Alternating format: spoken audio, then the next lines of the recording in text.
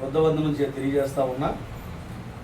ఈరోజు ధమ్మచక్ర పరివర్తన దినోత్సవం అంటే ఆషాఢ మాసంలో పౌర్ణమి రోజున బయట గురు పౌర్ణమి అంటారు. బుద్ధుడిని ఎవరైతే ఫాలో అవుతారో బుద్ధుడిని ఫాలో అయ్యే వాళ్ళు ఖచ్చితంగా ఈ రోజుని ధమ్మచక్ర పరివర్తన దినోత్సవంగా జరుపుకుంటూ ఉంటారు. ఈ సందర్భంగా మరొకసారి మీ అందరికీ కూడా ధమ్మవందనం తెలియజేస్తా ఉన్నా, అదేవిధంగా జైవిమం తెలియజేస్తా ఉన్నా. వాస్తవానికి ఈరోజు అసలు ధమ్మచక్ర పరివర్తన దినోత్సవాన్ని ఎందుకు పిలుచుకుంటారంటే, సిద్ధార్థుడు జ్ఞానోదయం పొందిన తర్వాత బుద్ధుడిగా మారాడు. బుద్ధుడిగా మారిన తర్వాత ఒక 5 శిష్యులకి మొదటి ప్రసంగాన్ని చేయడం జరిగింది. ఆ రోజుని ధమ్మచక్ర పరివర్తన దినోత్సవంగా జరుపుకుంటూ ఉంటాం. ఆ రోజు ఏం చెప్పారు ఏంటని వాస్తవంగా ఈ రోజు నాటికి అంటే బుద్ధుడు జన్మించి 2570 సంవత్సరాలు అయింది. దీంట్లో ఒక్కొక్కరు ఒక్కొక్క రకంగా చెప్తూ ఉన్నారు. కానీ అంబేద్కర్ గారు 1956 డిసెంబరు 6వ తారీఖున చనిపోయారు. ఆ చనిపోయే ముందు ఏదైతే ఈ బౌద్ధ మహాసభల్ని అంతర్జాతీయంగా నిర్వహించారో 2500 సంవత్సరాలు అయ్యింది బుద్ధుడు ఆ రోజు నాటికి అని ఆ జయంతి సందర్భంగా ఆ యొక్క ఇంటర్నేషనల్ లెవెల్లో మహాసభలు పెట్టడం జరిగింది. కాబట్టి అక్కడి నుంచి 1956 నుంచి ఇప్పటి వరకు అంబేద్కర్ గారు చనిపోయి 70 సంవత్సరాలు అయింది. కాబట్టి ఈ 70 సంవత్సరాలను 2500 సంవత్సరాలు కలుపుకున్నట్లయితే 2570 వస్తుంది. కాబట్టి ప్రేక్షకులందరూ కూడా ఇది గమనించాలని చెప్పి కోరుకుంటున్నాం. అంటే బుద్ధుడే కాకుండా అనేక మంది గొప్పవారి యొక్క డేట్ ఆఫ్ బర్త్లు అనేవి అందరికీ కూడా కన్ఫ్యూజింగ్గా ఉంటుంది. అదేవిధంగా వాస్తవాలు అటు ఇటుగా ఉంటాయి. కాబట్టి ఎవరో ఒకరు గొప్పవారిని మనము ఉదాహరణ తీర్చేయాల్సి వస్తుంది. కాబట్టి అంబేద్కర్ గారు ఏదైతే నిర్ణయించారో 1956 సంవత్సరానికి బుద్ధుడికి 2500 సంవత్సరాలు చెప్పేసి దాన్ని తీసుకుని మనం మాట్లాడుకుంటూ ఉంటాం. అదేవిధంగా బౌద్ధం అంటే భారతదేశంలో అన్ని మతాల్లో కూడా కులం ఉంటుంది. కులం లేకుండా ఏ మతం ఉండదు. ఇది కొంతమందికి కటువుగా అనిపించవచ్చు, బాధగా అనిపించవచ్చు, లేకపోతే విమర్శ చేయొచ్చు నా మాటలు విని. వాస్తవంగా చూసుకున్నట్లయితే ప్రతి మతంలో కూడా కులం లేకుండా, కుల సూత్రాలు లేకుండా, కుల ప్రాతిపదిన వాళ్ళు అడుగు వేయకుండా, కుల ప్రాతిపదికనే దాన్ని విస్తృతం చేయకుండా ఉండదు. దయచేసి దీన్ని అంటే చిన్నగా వెంటనే విమర్శ చేయడం కాదు, విమర్శ చేయకుండా డీప్గా ఆలోచించాలి. అసలు కులం లేని అంటే అసలు మతం కూడా బౌద్ధిజం అనేది మతం కూడా కాదు, అంటే ఒక జీవన విధానం. అయితే తర్వాత ప్రభుత్వాలు దీన్ని ఒక మతంగా గుర్తించడం జరిగింది.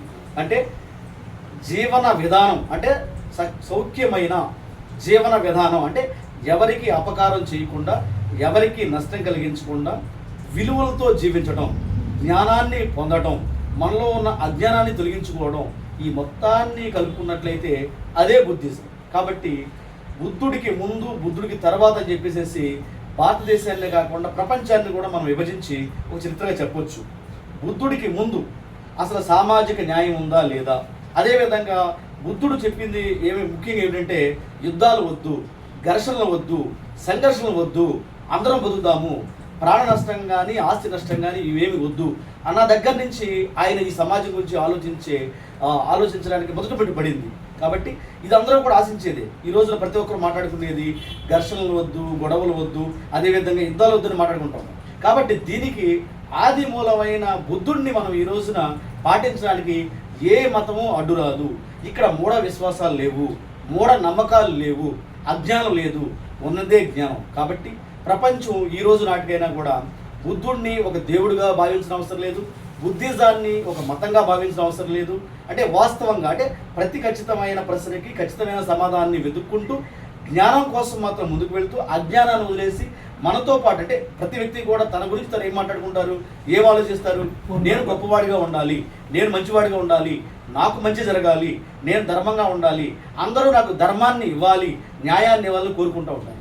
అదేవిధంగా ఆ సూత్రాలని మనం కూడా పాటించమని చెప్పేసి ఓవరాల్గా అంటే ఆయన మొత్తం జీవిత చరిత్రలో చూసుకున్నట్లయితే అది అనవసరమైన కోరికలు ఉండకూడదు, ఆ కోరికలు దుఃఖానికి చేటవుతూ ఉంటాయి, మీ కోరికలు అనేవి మీ ఎగ్జిస్టెన్స్కి మాత్రమే పరిమితమై ఉండాలి అని చెప్పి చెప్పడం జరిగింది.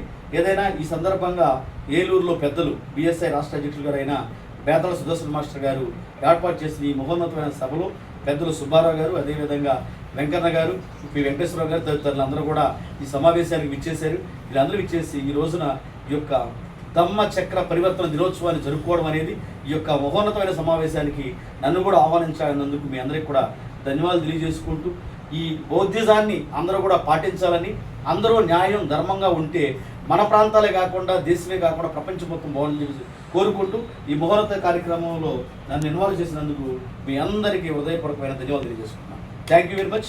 జై బుద్ధ, జై Bhim. Thank you very much. Thank you. జై భీమ్. ఇది వచ్చిందా వాయిస్ వచ్చిందా కదా చూడండి.